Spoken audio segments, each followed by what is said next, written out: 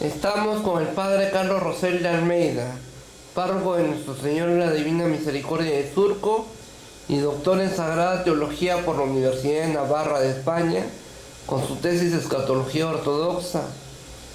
Hoy vamos a hablar sobre urbanismo. Padre, ¿qué es urbanismo? Empecemos por la palabra urbs, que en latín significa ciudad. De ahí viene urbe.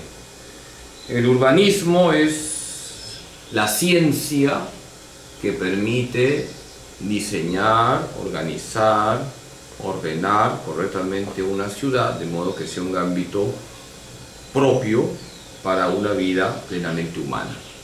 ¿En qué consisten las reglas de urbanidad?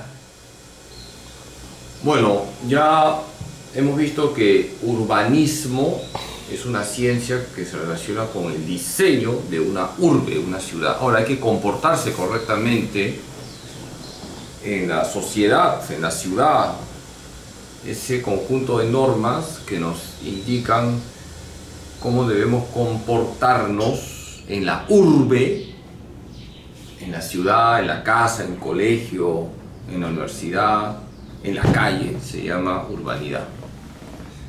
Ya. ¿Qué tan importantes son las urbanizaciones?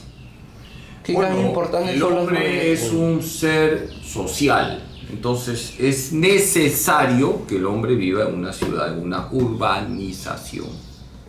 Ya.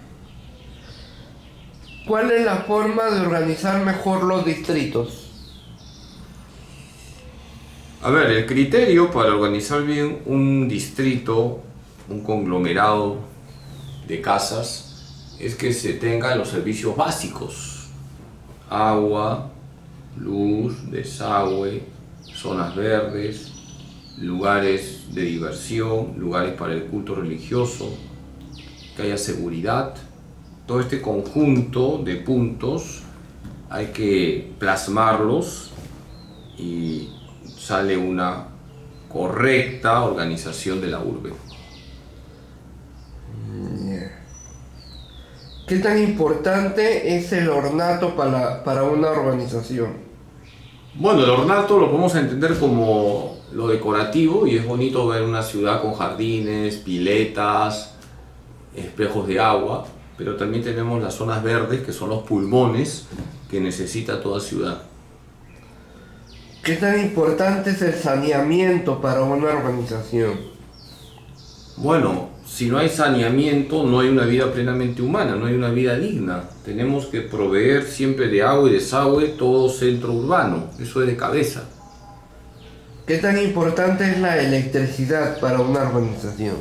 Fundamental, pues, hermano, o sea, es imposible que hoy en día podamos hablar de una ciudad, de un distrito, de un pueblo que no tiene luz eléctrica, porque al no tener luz eléctrica no hay desarrollo. La luz eléctrica es un factor fundamental del desarrollo hoy en día. ¿Qué tan importante es el agua para una urbanización? Sin agua no podemos vivir, creo que con eso ya te he respondido. El agua es fundamental. O sea, hay unos criterios, ¿no? Yo creo que ya las preguntas que estás haciendo las podría responder diciéndote que desde lo que enseña la iglesia, porque este es un tema técnico y quizás aquí debería estar un arquitecto, un urbanista y no este pecador, pero la iglesia nos dice que todo lo que se haga debe estar en comunión siempre con el bien de la persona humana. Entonces hay un conjunto de bienes que hacen la vida humana digna. Ese conjunto de bienes, que es el bien común, implica lo que tú has preguntado: agua, desagüe, luz, seguridad, zonas verdes, etc. Común. El apetito que tienes, pues, como un elefante. Que sepan todos que te has comido ahora a las 8:30 medio panetón.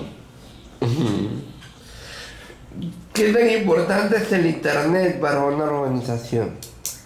Buena pregunta. El internet es fundamental, pero también hay que educar en el uso del internet, ¿ah? No solamente se trata de dar internet, se trata de educar, sobre todo a los niños, adolescentes, jóvenes, para que usen correctamente el internet, porque puede ser un gancho de adicción. Por eso es importante la educación también en la urbe. Ya. ¿Qué tan importante es el gas de camisea para una organización? El gas de cálida para una organización. El gas en general, ¿no? Sí, gas de camisea, Hoy día, gas de el cálida. gas es un elemento muy importante para hablar también del desarrollo de un pueblo. Gracias al gas, la vida humana se hace más llevadera también. Y es importante cuidar también las reservas de gas y hacer una explotación racional sobre el gas. Ya.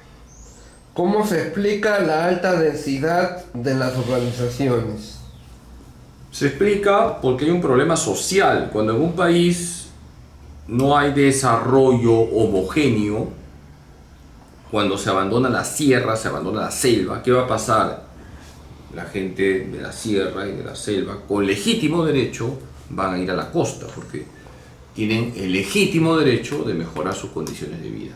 Por eso la emigración es un derecho que nadie puede detener. Evidentemente hay también unos criterios para la emigración, no puede haber una emigración irracional.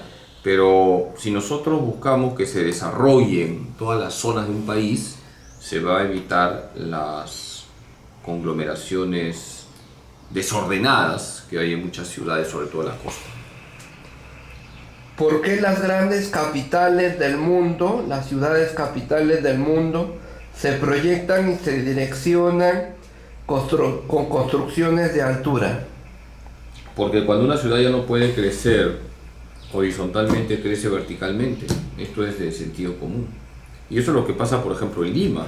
Tú habrás visto cómo esas casas tan bonitas que habían en diferentes distritos. Yo me acuerdo, por ejemplo, yo he vivido de niño, adolescente, en Jesús María, en General Garzón, y a veces salía a hacer deporte, salía a correr por la avenida San Felipe, había unas casonas muy bonitas. Ahora creo que ya no hay ni una de estas casonas, todos son edificios, entonces es lógico, aumenta el número de habitantes, ya no hay forma de crecer horizontalmente y se crece verticalmente. Yeah. ¿Qué medios de transporte eficientes debe tener una jurisdicción territorial? A ver, para el transporte hay que tener en primer lugar buenas pistas, buena señalización, buenos semáforos. Hay que hacer un estudio racional sobre el transporte público, porque el Estado tiene que subsidiar el tema del transporte, tienen que ser buses amplios, cómodos, se tiene que proveer el número de unidades que permita abastecer la demanda de la población. Ese es uno. Dos, el tema privado. Hay que ordenar también el transporte privado, el servicio privado, evitar los monopolios de todo tipo.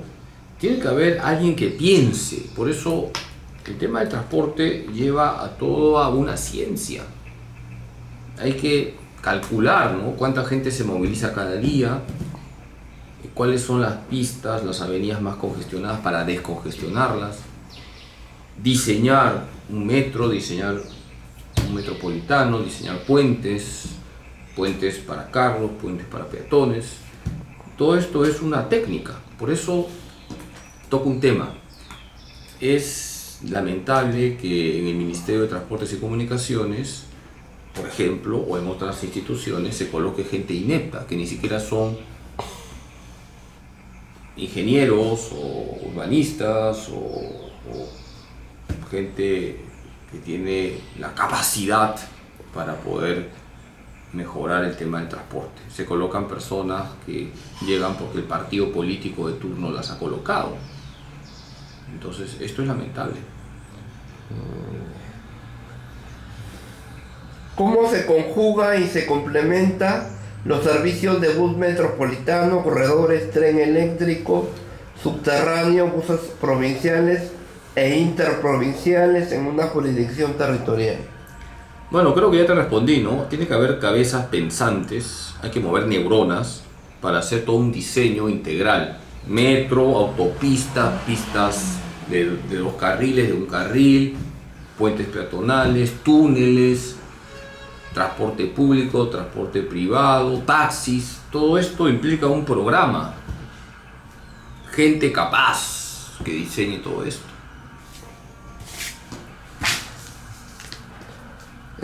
Las invasiones territoriales se justifican. Las invasiones territoriales se justifican. Tu pregunta es muy general, depende, pues, ¿no? Porque si hay negociados en los terrenos, eso es corrupción, eso es un acto delincuencial. Si una persona para sobrevivir necesita tomar un terreno, y es otra cosa. Si es para sobrevivir, es derecho de la persona tener un ámbito donde vivir. Pero si son cuestiones de negociados, como pasa muchas veces en el Perú, el tráfico de terrenos, eso es algo delincuencial. ¿Por qué el gobierno y las autoridades no intervienen en una invasión? En la mayoría de casos. En algunos casos hay coimas, corrupción, ese es el problema del Perú. Es bueno pensar que gracias a las invasiones se ha urbanizado como se ha querido una jurisdicción territorial. Bueno, te he dicho que una invasión es algo que habría que evaluar. Si es porque la gente necesita de verdad un terreno para vivir, tiene el derecho de tener un espacio para una vida digna, tenemos que buscar cómo organizar si ha pasado una invasión de ese tipo. Si son invasiones fruto de coimas, trafas, mafias, eso hay que erradicarlo de raíz. ¿En dónde radica la importancia de entregar títulos de propiedad a los invasores de propiedades? Hay que estudiar cada caso, como te he dicho, y si se ve que efectivamente se necesita que estén ahí porque no tienen dónde estar en otro lugar, no hay sitio para ellos, hay que formalizarlos. El problema del Perú es la informalidad, hay que formalizar todo lo que es informal y eso va a ser también algo que contribuya a una mejor organización en la ciudad. ¿Qué pasa cuando se invaden territorios que son patrimonio cultural de la nación, como las huacas, sitios arqueológicos y construcciones monumentales? Es un atentado contra el patrimonio cultural del Perú, de un país, y eso no hay que permitirlo. Hay que tener también una autoestima como país. ¿Tú te imaginas que en México se permita invadir las pirámides aztecas? ¿Tú te imaginas que en China se permite invadir la muralla china? ¿Tú te imaginas que se permite invadir la Torre Eiffel en París? Entonces hay que tener también la autoestima como país. No podemos permitir, ¿no? Y muchas veces son mafias que se invadan aquellos lugares que para el Perú significan mucho porque expresan la memoria histórica de un país. ¿De qué forma se regula y se supervisa el hecho de que la vivienda no tenga asbesto, no sea salitrosa y esté en buenas condiciones para que la familia viva tranquila dentro de la casa? Bueno, todo eso son cuestiones técnicas, ¿no? Y los ingenieros para eso estudian. Si es una zona donde hay filtraciones, se usarán el cemento correcto. Si hay sulfatos también hay un cemento especial. Y es una cuestión técnica. Para eso están los ingenieros. ¿De qué forma ayuda el Colegio de Arquitectos? No solo el Colegio de Arquitectos, el Colegio de Ingenieros también ayuda, porque tienen que trabajar conjuntamente, fíjate, los arquitectos, los ingenieros civiles, los ingenieros sanitarios, los ingenieros electricistas, los ingenieros ambientales. Entonces es un trabajo conjunto, ¿no? El Colegio de Ingenieros y el Colegio de Arquitectos tienen una labor muy importante porque los peritos que vienen de estas instituciones son los que van a garantizar la calidad de la vivienda.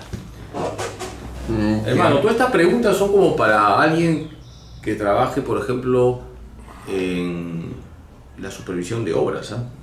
Sí. Bueno, usted ha sido ingeniero. Ah, su madre. Usted debe saber Ya más que estoy yo. oxidado, pues, hermano. ¿Sabes desde cuándo me ejerzo? Te voy a preguntar. Pero siempre que se baila, a alguien no se le quita lo bailado, sino se le conserva lo bailado. Mira, te voy a decir algo así para que quede claro que lo que me estás preguntando son cosas que voy recordando de hace años.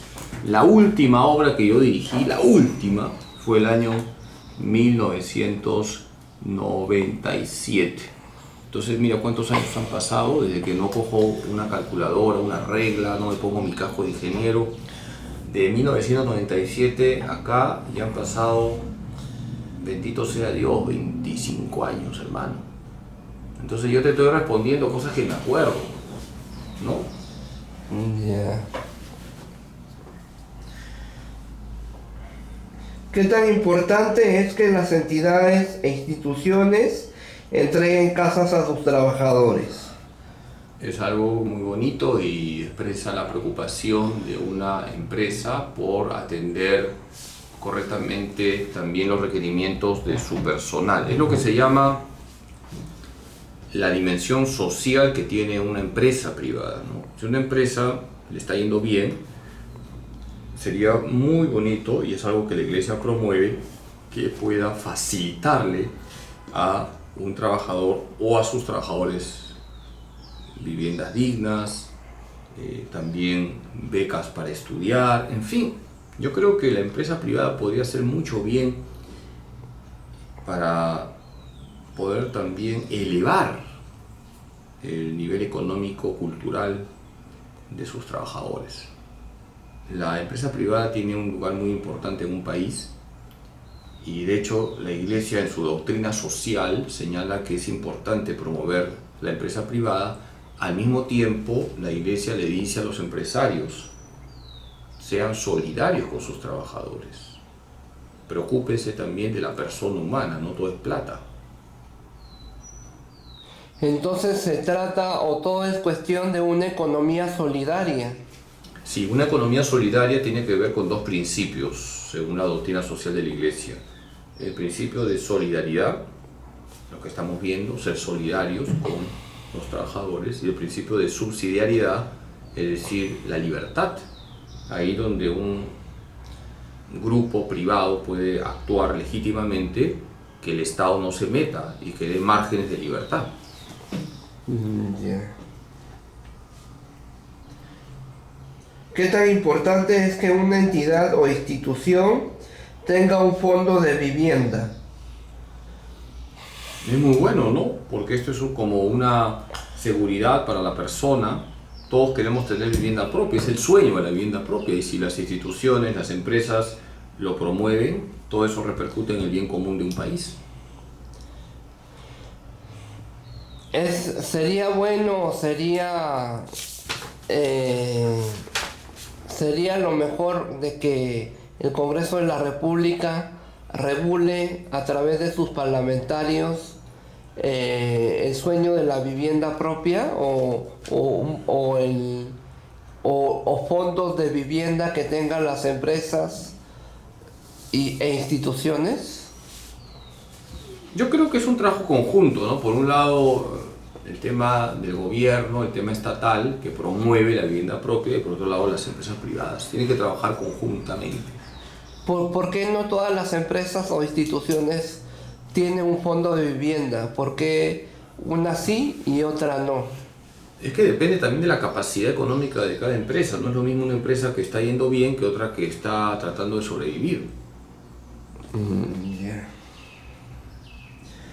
Las casas que entrega el Banco de la Nación a sus trabajadores son una forma de premiar la eficiencia y la lealtad de los mismos trabajadores. Me imagino que sí, ¿no? Ya es una pregunta muy subjetiva. Yo creo que tendría que estar acá alguien que trabaja en ese banco para que diga cómo se hace el tema de la distribución de viviendas o cómo se hace el criterio para poder dar viviendas a los trabajadores. Yeah. ¿Qué tan importante es la construcción de vías militares para urbanizar con el personal militar diferentes zonas de la capital? Oh, hermano, esa es una cuestión de los militares, ¿no? Yo creo que también los militares tienen su función social dentro de un país, y es interesante cómo en los militares hay esa preocupación también de que sus miembros de las diferentes fuerzas armadas tengan una vivienda propia. Yo sé que no solamente están las vías militares donde se le da vivienda a los integrantes de las Fuerzas Armadas, sino que también se les dan posibilidades de que vayan poco a poco pagando una vivienda para que al final sean de su propiedad. Ya.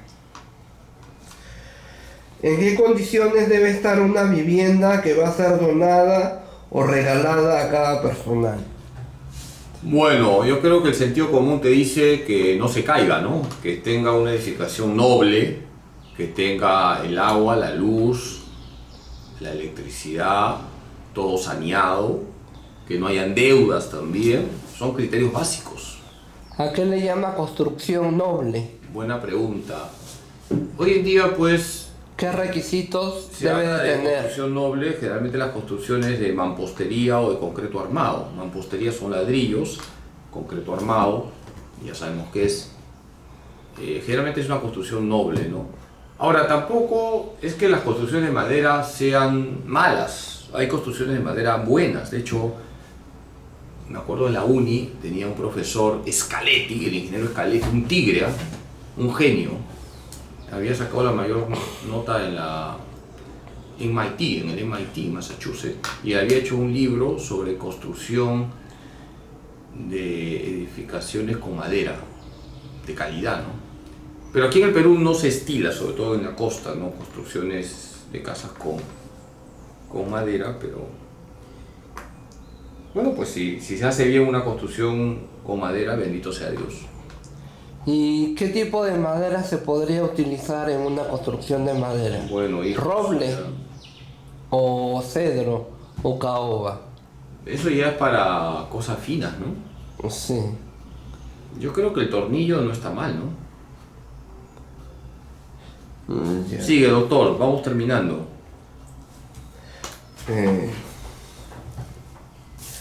¿Quién puede regular y verificar la donación de viviendas en el país? Me supera tu pregunta, yo no sé qué institución fiscaliza el tema de la donación de viviendas. Me imagino que tiene que haber peritos, ¿no? Ingenieros civiles, arquitectos, para que vean si esa casa que se va a donar reúne las condiciones debidas. El colegio de arquitectos, colegio de ingenieros deberá intervenir ahí. Ya. ¿Qué enfoque y qué utilidad puede darse a una vivienda donada y regalada ubicada en los quintos infiernos? Te regalo la vivienda, pero queda en tal zona, Zona brava, ¿no? zona brava. Una zona que le llaman consultorio gratuito, ¿sabes por qué, no? Porque, Porque por ahí cortan gratis, que te cuadran y te destripan. Bueno, pues hay que meterle cabeza, ¿no? Hay que meterle cabeza. Si te donan una casa, una casona en una zona brava, generalmente a la iglesia se dan ese tipo de donaciones. Habrá que darle una función social, de repente puede ser un lugar de acogida, un comedor, un lugar para cuidar niños. Habría que meterle cabeza, hermano, ¿no? Pero no hay que despreciar, ¿ah? A caballo regalado, no se le mira el diente. así que bienvenido sea, hermano.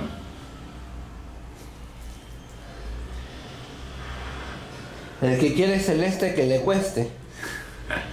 Sí, pero si te regalan una casa en una zona bravaza, no te puedes poner exquisito, ¿no? Uno lo asume y ve qué puede hacer. Siempre con una función social. ¿Y qué función social podría hacer? Pienso, por ejemplo, desde mi experiencia de sacerdote, lo que se necesita, y alguna vez se lo comenté al cardenal Cipriani, cuando hubo el sínodo hace años atrás, y algunos se reían, casa para locos, hermano, falta. Por ejemplo, una casa de acoger a tanta gente que puede estar un poquito rayuela, ¿no? No hay, ¿ah? Por ejemplo, ¿yo a dónde llevo a alguien que está un poquito tronado? Ahorita no hay, ¿no? O sea, no existe esa casa de acogida. Tranquilo, Freddy. ¿Qué tan importante ha sido el programa Mi Vivienda del Estado peruano? No sé, hermano, no tengo los indicadores. Yo creo que no ha logrado las expectativas, me parece, ¿ah? Lamentablemente todo lo que genera el Estado siempre deja mucho que desear.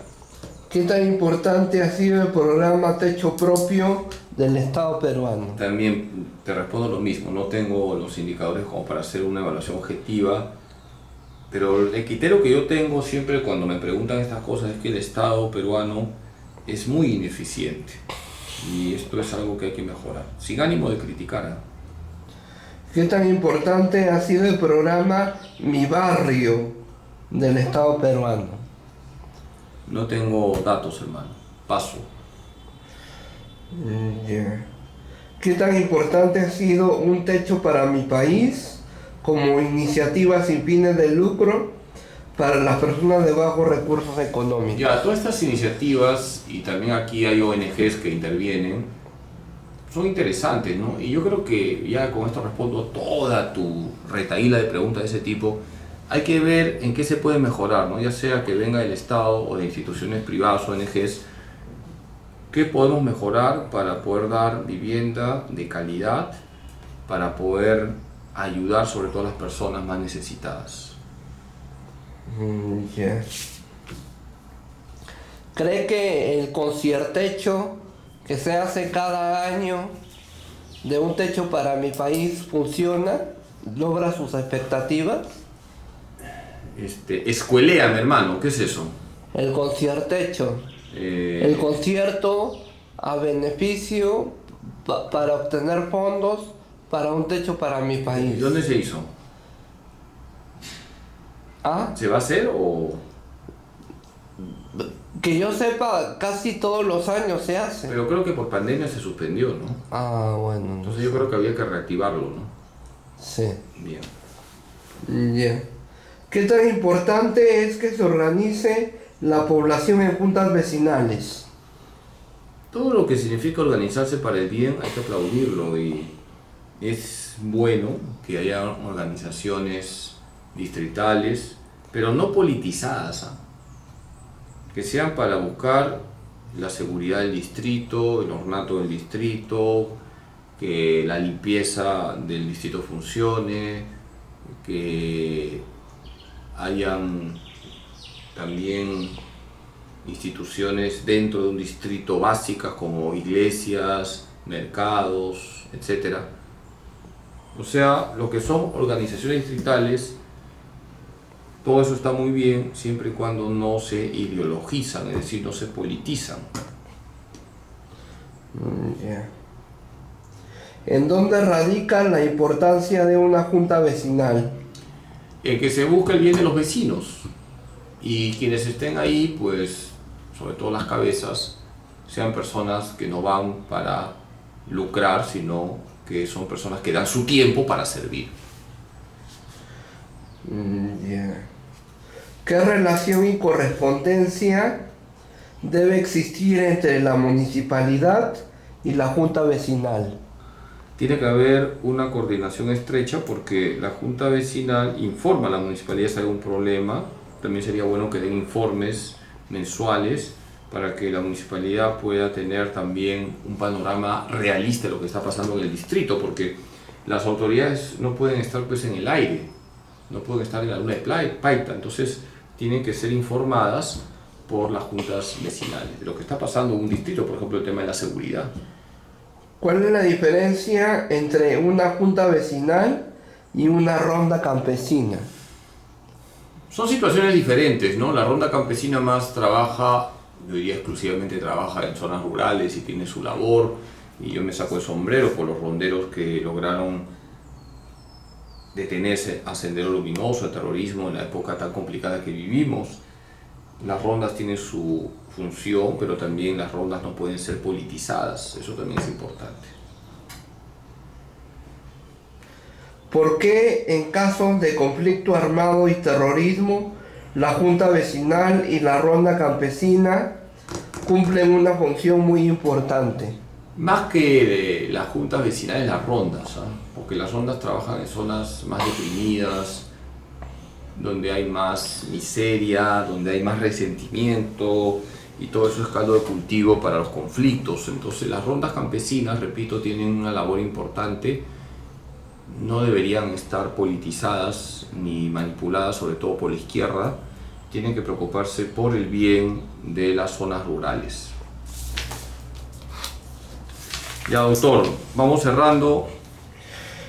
Ya. ¿Qué obras puede concretar un delegado en su junta vecinal?